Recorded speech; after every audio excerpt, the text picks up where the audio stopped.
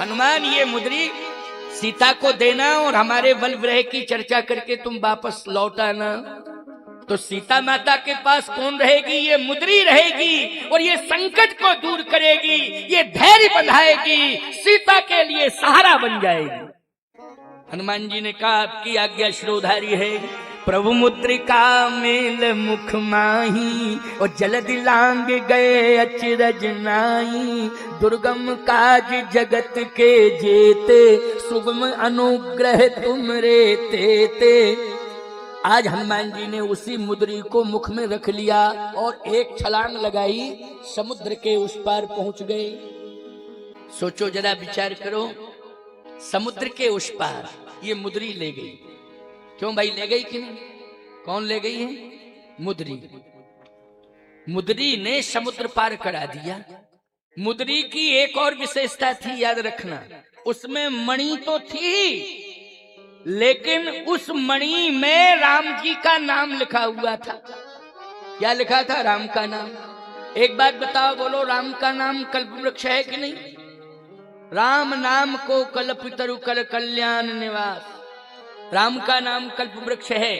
जो राम का नाम लेते हैं उनकी समग्र मनोकामनाएं राम जी का नाम पूरा करता है, इसलिए राम का नाम कल्प वृक्ष है।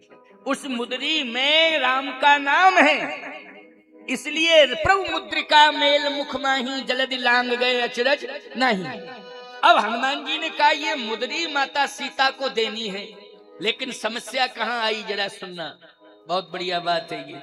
समस्या उस समय आई जब हनुमान जी विचार करने लगे कि मुद्री तो हम तब दें जब सीता माता मिले, तब मुद्री दें। अभी तो यहाँ सीता माता है ही नहीं, मिल ही नहीं रही है, कहाँ है कहाँ नहीं है कुछ पता ही नहीं। जहां जहां हनुमान जी महाराज ने खोजा लंका में सीता जी वहां नहीं मिली। अच्छा, आप कहोगे महाराज कहां कहां खोजा? मंदिर मंदिर प्रतिकर शोधा। अच्छा बोलो, सीता जी तुम्हें कहां मिलेंगी? महलों में मिलेंगी कि मंदिर में मिलेंगी? जल्दी बोलो, सीता जी कहां मिलेंगी? मंदिर में कि महलों में? मंदिर में मिलेंगी। तो मंदिर मंदिर प्रतिकर शोधा, लेकिन सीता जी मंदिर में नहीं मिली। देखे जहां तहां अगणित जो, बड़े बड़े राक्षस मिले मंदिरों में, सीता जी नहीं मिली। हनुमान जी ने कहा इन मंदिरों के ऊपर भी कब्जा कर लिया है राक्षसों ने, शराब का अड्डा बना दिया है मंदिर को। आहा, थोड़ा सा आगे हनुमान जी बढ़े। मंदिर महुन गयऊ दसानन, गयऊ दसानन मंदिर माही। अति विचित्र कही जात सुनाई, सैन किए देखा कपिते ही। ओ मंदिर महुन दीख बैदेही, मंदिर महुन दीख बैदेही। दसानन सो रहा है, उसकी पत्नी परम सुंदरी नारी ललामा भोवी सो रही है। हनुमान जी ने कहा कि सीता माता सो नहीं रही होंगी, वो तो रो रही होंगी। क्यों भाई? 14 महीना सीता जी सोई नहीं लंका में, रोई है। एक दिन भी नहीं सोई, एक दिन की बात छोड़ो, एक मिनट एक पल नहीं सोई। हनुमान जी ने कहा ये तो घर्राटा मार के सो रही है, ये राक्षसी है। मेरी माँ महलों में नहीं रह सकती है, मेरी माँ के पास कोई पुरुष नहीं हो सकता है। बोलो, यदि मेरी माँ के पास कोई होगा तो पुरुष नहीं, वो परम पुरुष होगा, वो प्रभु राम है और कोई दूसरा नहीं है। बोलो, परम पुरुष कौन है? जल्दी बोलो, प्रभु राम है। लेकिन ये तो राक्षसी है, ये मेरी माँ नहीं हो सकती है। और हनुमान, लंका में तुझे कहीं भी माँ दिखाई देगी तो रोते हुए दिखाई देगी, सोते हुए दिखाई नहीं देगी। तो रो रही होंगी। हनुमान जी थोड़ा सा आगे बढ़े। भवन एक पुनि दीख सुहावा, हरि मंदिर तह भिन्न बनावा। रामायुध अंकित ग्रह शोभावरण न जाए, नव तुलसी का वृंद तह देख हरस कपिराए। हनुमान जी ने कहा जहां तुलसी है, विष्णु प्रिया है, वहीं हरि प्रिया है, वहीं राम प्रिया है। विष्णु प्रिया कौन है? तुलसी। हरि प्रिया कौन है? तुलसी। और राम प्रिया कौन है? सीता। हनुमान जी ने कहा कि यहाँ पर तुलसी है, इसलिए विश्वास है कि यहाँ पर मेरी माँ होगी। लेकिन वहां भी सीता जी नहीं मिली। हनुमान जी ने कहा यहाँ तो तुलसी मैया का दर्शन हो गया, लेकिन सीता मैया का दर्शन नहीं हो रहा है।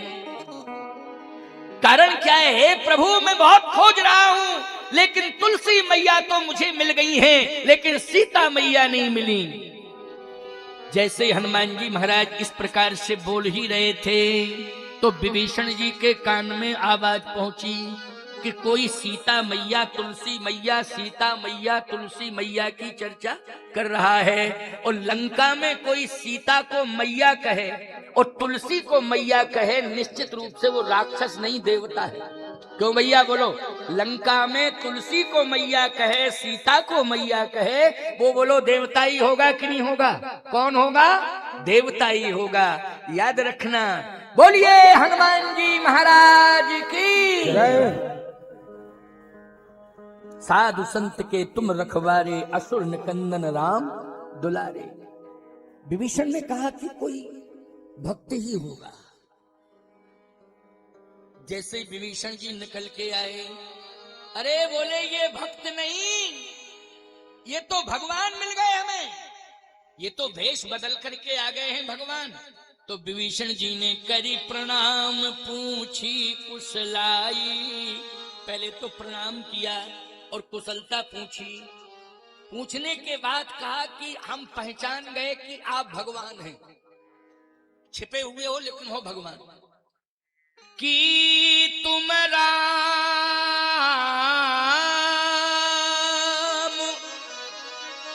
कि तुम राम दीन अनुरागी, आयु मोह करन बड़भागी। मैंने जो भजन किया है उस भजन के प्रभाव से प्रभावित होकर के आप भेष बदल कर आ गए हैं, लेकिन निश्चित रूप से आप राम हैं। हनुमान जी ने कहा नहीं, मैं राम नहीं हूं। तो विभीषण जी ने कहा आप राम के दास हैं। कि तुम हरिदासन मह कोई, और मोरे हृदय प्रीति यस होई। यदि आप राम नहीं हैं तो राम के दास हैं। हनुमान जी ने कहा कि मैं राम का दास भी नहीं हूं। अब आपका रोम रोम खड़ा हो गया। बोलो भाई हो गया कि नहीं? कि महाराज आज भांग खा के बोल रहे। हनुमान जी ऐसा कह नहीं सकते कि मैं राम का दास नहीं हूं। हनुमान जी ने कहा कि मैं राम का दास नहीं हूं, फिर मैं प्रभु राम के दासों का दास, दासानुदास हूं। राम के दासों का दास। बोलो भाई अभिमान कोसों दूर है कि नहीं? बोलो है अभिमान कोसों दूर कि नहीं? कि राम के दास नहीं, राम के दासों के दास, दासानुदास। हनुमान जी ने ये परिचय दिया है, आप राम के दास हैं और मैं आप जैसे राम दासों का दास। आंखों से आंसू झरझर झरझर विभीषण जी के निकल पड़े। नहीं नहीं नहीं नहीं, ऐसा मत कहो।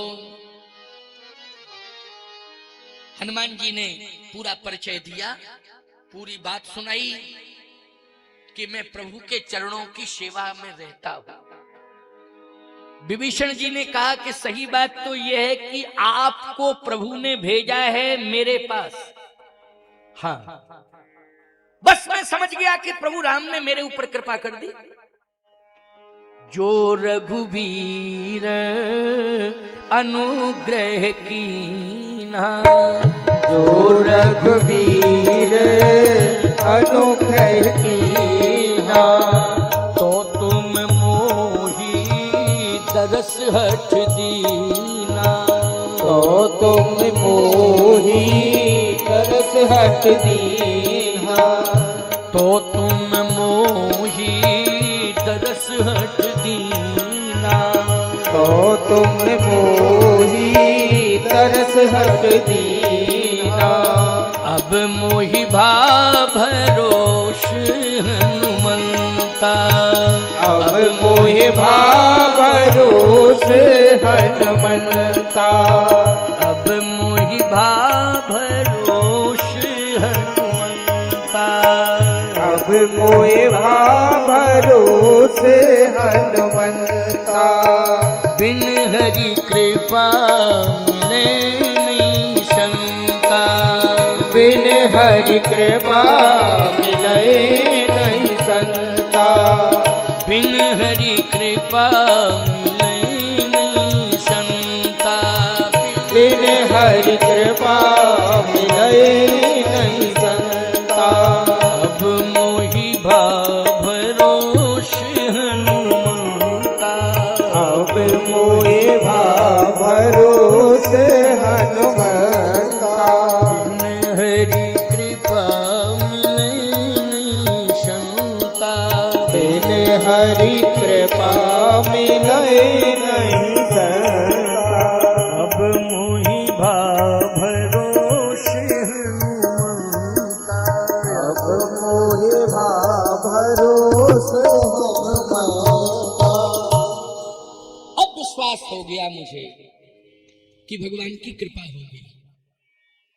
हनुमान जी ने कहा कि आपने मुझे भाई कह करके संबोधित किया। अब मोहि भरोस हनुमंता। बिन हरि कृपा मिले नहीं संता। हनुमान जी ने भी कह दिया कि वास्तव में आपके ऊपर कृपा जानकी मैया की और मेरे ऊपर कृपा प्रभु राम की। लेकिन अब थोड़ा सा सहयोग कर दो, तुम मेरे भाई बन गए हो। तब हनुमंत कहा सुन भ्राता। भाई बन गए हो। तब हनुमंत कहा सुन भ्राता। देखी जहूं जानकी माता। जानकी मैया का दर्शन मुझे नहीं मिला है, इसलिए आप मुझे जानकी मां से मिला दो। और आपको विष्णु जी ने कहा कि प्रभु राम का दर्शन मिल गया है। तो हनुमान जी ने कहा कमी तो मेरे जीवन में रह गई ना, जानकी मैया का दर्शन नहीं मिला। आपको मिल गया है जानकी मैया का दर्शन, लेकिन प्रभु राम का नहीं मिला, तो कमी दोनों में है। बस इतनी कमी मुझ में है कि मुझे माता जी नहीं मिली, आप में ये कमी आपको पिताजी नहीं मिले। आप मुझे माता जी से मिला दो, हम आपको पिताजी से मिला देंगे। बस समझौता हो जावे, लेकिन आप माता जी से मिलाओ। विभीषण जी ने कहा कि मेरे पास सामर्थ्य नहीं है, लेकिन ईमानदारी से बताओ मुद्री में सामर्थ्य है कि नहीं, जल्दी बोलो। बस चर्चा वही मुद्री का उदाहरण दे रहा हूं। इसलिए आज ये मुद्री जो है कहां से कहां पहुंच गई है। जनकपुर से आई सीता जी के पास, और सीता जी लेके आई केवट के पास, और केवट को नहीं मिली ये मुद्री, राम जी को दी गई, राम जी के पास रही, और राम जी के पास से हनुमान जी के पास आई, हनुमान जी के पास से सीता जी के पास पहुंच रही। बोलो ये सिस्टम चल रहा है ना मुद्री का। ये मुद्री जो है फास्ट गति से चल रही है। मुद्री हनुमान जी के मुख में है, प्रभु मुद्रिका मेल मुख माही, इसलिए विभीषण जी को मुद्री दिखाई नहीं दे रही। क्यों? अगर उंगली में होती तो दिखाई देती। क्यों? उंगली में होती तो दिखाई देती। आजकल के लोग तो जो है अगर मुद्री पहन लेना 1 तोला भर की तो राम राम भी करते हैं, तो मुद्री, और भैया नमस्ते, कैसे हो, दिखाना चाहते हैं। देखो एक बार क्या बता मैं आपको, एक मनचला व्यक्ति जो है 1 तोला की मुद्री पा गया ससुराल में। कभी सोना देखा ही नहीं था, लेकिन चलो किसी तरह से उसको सोना ससुराल में इकट्ठा करके ससुराल वालों ने एक मुद्री पहना दी। अब वहां से चला, सबको मुद्री दिखावे, कोई मुद्री के बारे में पूछे ही नहीं सबको। और भैया ठीक हो, कैसे हो आप? लेकिन कोई ना कहे ये मुद्री कहां से आई, कब मिली, कैसी, क्या। अब बड़ा परेशान, कोई मुद्री की बातें नहीं कर रहा है, कोई मुद्री के बारे में नहीं पूछ रहा है। एक हलवाई की दुकान पर बैठ गया, पहुंच गया, मिठाई नहीं खरीदनी थी, हलवाई की दुकान पर पहुंचा।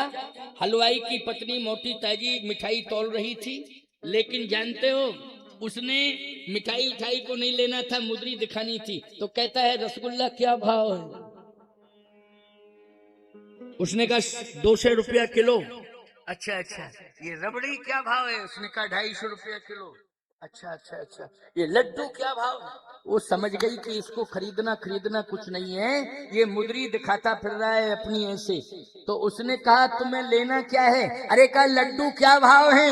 तो उसने आओ न ताव देखा, बाजू बंद था उसका 5 तोले का। उसने कहा रसगुल्ला 300 रुपया किलो, रबड़ी 250 रुपया किलो और रसमलाई 500 रुपया किलो। बोल तुझे क्या खरीदना है? भागा चला गया, भागा ही चला गया। ये तो 5-10 तोला बाजू में बांधे फिर रही है, हैं? ये क्या हम 1 तोले की अंगूठी दिखाते फिर रहे हैं? इसलिए ध्यान से मेरी बात को सुनना, हनुमान जी की मुद्री को कोई देख नहीं पा रहा है। अच्छा, सीता जी ने जब राम जी को मुद्री दी तो केवट ने नहीं देख पाई। बोलो देख पाई? जब राम जी ने हनुमान जी को मुद्री दी तो किसी बंदर ने नहीं देख पाई। और वो मुद्री प्रभु मुद्रिका मेल मुख माही, जलदि लांग गए अचरज नाही। वो मुद्री हनुमान जी के मुख में रही तो विभीषण जी भी मुद्री नहीं देख पाए। लेकिन ये मुद्री का चमत्कार है। विभीषण जी ने मना कर दिया कि मुझ में ये सामर्थ्य नहीं है, मैं नहीं पहुंचा पाऊंगा। क्यों? इसलिए क्योंकि जिस वाटिका में, अशोक वाटिका में सीता माता रहती हैं, वहां केवल मात्र महिलाओं का प्रवेश है, पुरुषों का नहीं।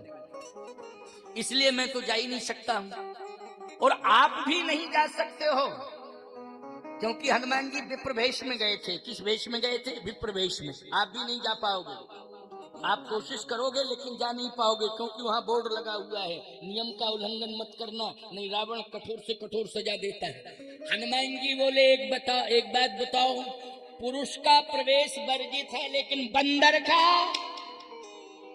रावण ने क्या ये लिख रखा है कि बंदर भी नहीं प्रवेश करेगा? विभीषण जी ने कहा कि बंदर के लिए तो कोई रोक टोक नहीं है। अच्छा एक बात बताओ, अगर जज के घर में बंदर घुस जाए तो कौन सी धारा में अपराध सिद्ध होगा? जल्दी बोलो भाई, क्या सजा सुनाएगा बंदर को? बंदर स्वतंत्र है, चाहे वृक्ष की डाली पर चढ़ जाए, चाहे किसी के मकान में घुस जाए, चाहे किसी की दुकान में घुस जाए, और चाहे किसी के कमरे में घुस जाए, और चाहे वो पांडाल के अंदर घुस जाए। बोलो है स्वतंत्र कि नहीं? पूरी तरह से स्वतंत्र है। एक बार तो हम आपको क्या बतावें, हम चित्रकूट में अपने भवन जो हमारा स्पेशल है उसके बाहर बैठक है, वहां बैठक में हम बैठे थे। पता नहीं कहां से मोटा ताजा बंदर आया, और जैसे ही बंदर आया तो मेरे सिर पर बैठ गया हुआ। अब जितने लोग सामने बैठे थे सब भागे। हमने कहा हम कहां भागे भाई, सब सामने बैठे थे वो तो सब भाग गए, और मेरे सिर पर बैठा। अब हम यूं बैठे। हमने कहा जय हनुमान ज्ञान गुण सागर जय कपीस लोक उजागर रामदूत अतुलित बलधामा अन्य पुत्र पवन सुनामा संकट ते हनुमान छुड़ावे मन क्रम भजन। जैसे का संकट ते हनुमान छुड़ावे, बंदर तुरंत छलांग मार के भाग गया बंदर छलांग लगा करके, जरा भी खरोंच नहीं आई। बोलो हनुमान चालीसा का प्रभाव है कि नहीं है? क्या बतावें, हनुमान चालीसा का इतना बड़ा प्रभाव है कि बंदर मान जाता है लेकिन इंसान नहीं मानता है।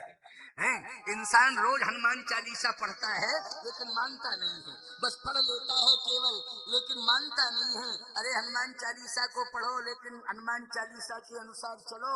याद रखना, चलोगे ग्रंथों की मर्यादा के अनुसार जो लिखा है, तुम हर समस्या से समाधान पा जाओगे, कभी भी कोई भी समस्या तुम्हें प्रभावित नहीं कर पाएगी।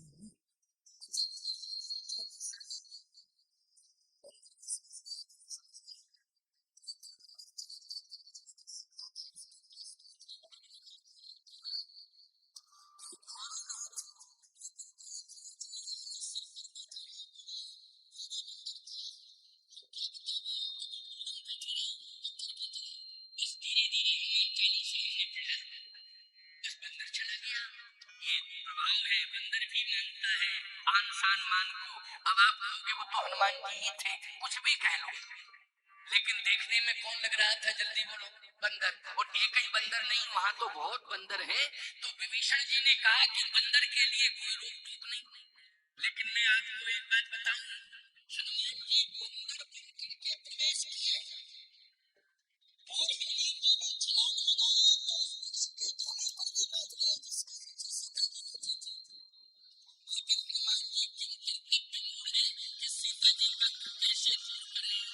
लेकिन सीता जी का दुख अगर दूर किया है तो मुद्री ने किया है।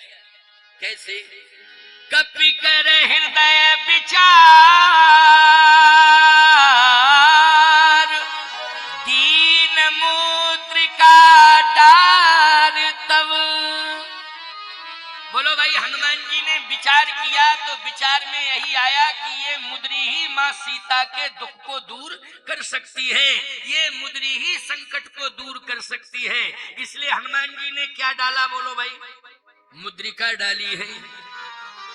कपि कर हृदय विचार, दीन मुद्रिका डार तब, जन अशोक अंगार, लीन हरस उठ कर गहेऊ, चकित चिता मुद्री पहचानी। बोलो, पहचान की थी कि नहीं? क्योंकि ये मुद्री महाराज जनक ने दी थी और इसी मुद्री को सीता जी ने गंगा के तट पर प्रभु राम को दी थी और ये मुद्री हनुमान जी के माध्यम से आज सीता जी के पास आ गई। चकित चितो मुद्री पहचानी, हरस विषाद हृदय अकुलानी, जीत को सके अजय रघुराई, और माया ते अस रच नहीं जाई। सीता मन विचार कर नाना, मधुर बचन बोले हनुमाना, रामचंद्र गुण बर नहीं लागा, सुनते सीता कर दुख भागा, लागी सुने श्रवण मन लाई, आद्यु ते सब कथा सुनाई। यही मुद्रिका माँ तुम्हें आनी, दीन राम तुम कहाँ सहदाए। हे माँ, ये मुद्री प्रभु ने दी है, ये माया की नहीं है। इसकी ओरिजिनलिटी को आप पहचान सकती हैं, वास्तविकता को आप जान सकती हैं। और श्री किशोरी जी ने देखा तो तब देखी मुद्रिका मनोहर, तब देखी। जब हनुमान जी ने कहा कि ये माया की नहीं है, आप गौर से देखो, इसकी वास्तविकता पहचानिए, आप स्वयं विश्वस्त हो जाएंगी कि हाँ, ये मुद्री वही मुद्री है। तब देखी मुद्रिका मनोहर, राम नाम अंकित अति सुंदर। और जैसे ही राम नाम अंकित अति सुंदर, तो फिर गोस्वामी जी गीतावली में लिखने लगे। श्री किशोरी जी कह रही, बोल बली मुद्री कुशल कौशल पाल, बोल बोल बली मुद्री कुशल कौशल पाल। हे मुद्री, तू जिसके पास थी, मुझे पता है मैंने ही तो दिया था, उसकी कुशलता सुना। जिसके पास तू थी, मैंने जिसे दिया था, उसके पास तू थी और आज मेरे पास फिर आ गई है।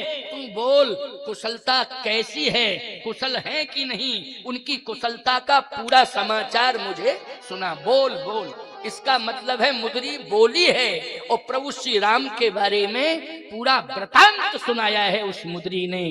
और याद रखना, उस मुद्री के समाचार से श्री जानकी जी इतनी प्रभावित हुई कि आज उस मुद्री को फिर हनुमान जी ने दे ही दिया, वापस सीता जी ने नहीं दिया।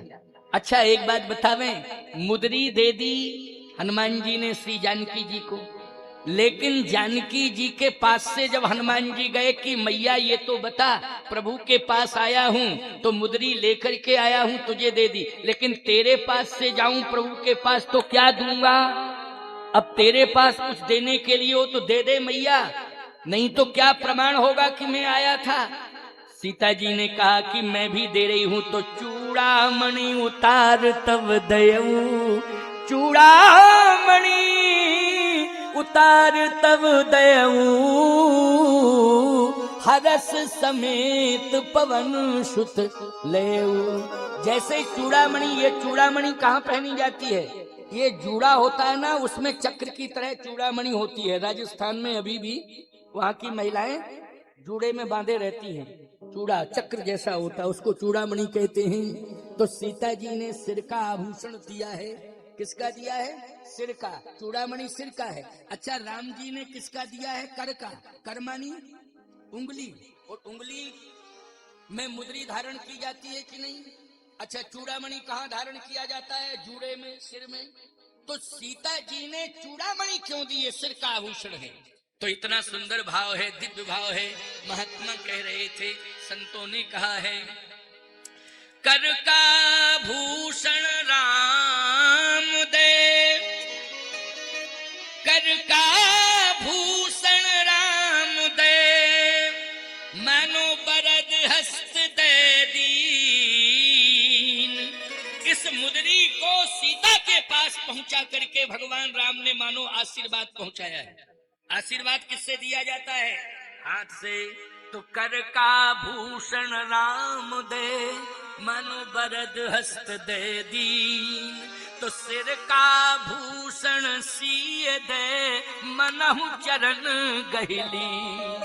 हे हनुमान, इस चूड़ामणि को स्वामी के चरणों में रख देना, और जैसे ही चूड़ामणि प्रभु राम, स्वामी राम के चरणों में पड़ेगी, उसी समय मेरा प्रणाम स्वीकार कर लेंगे। स्वामी राम, मैं चूड़ामणि के माध्यम से प्रणाम पहुंचाना चाहती हूँ, इसलिए चूड़ामणि उतार तव देऊ, हरस समेत पवन सुत लेऊ, हरस समेत पवन सुत लेऊ। तो याद रखना, ये चूड़ामणि उसी को मिली है, सीता जी ने उसी को दी है जिसके जीवन में भक्ति है।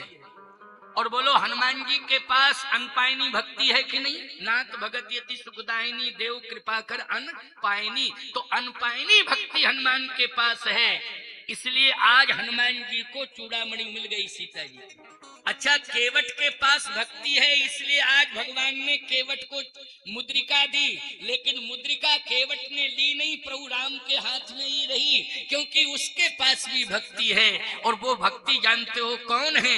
केवट कहता है कि मुझे ना तो कल्प वृक्ष चाहिए, और मुझे ना खजाना चाहिए, ना अयोध्या का वैभव चाहिए, मुझे तो केवल केवल सिर्फ आपकी भक्ति चाहिए। तो बहुत कीन हट लखन सिए, नहीं कछु केवट ले, ओ विदा कीन करुणा यतन भगति बिमल बर दे। तो बिमल भक्ति केवट को मिली, और अनपायनी भक्ति हनुमान जी को मिली।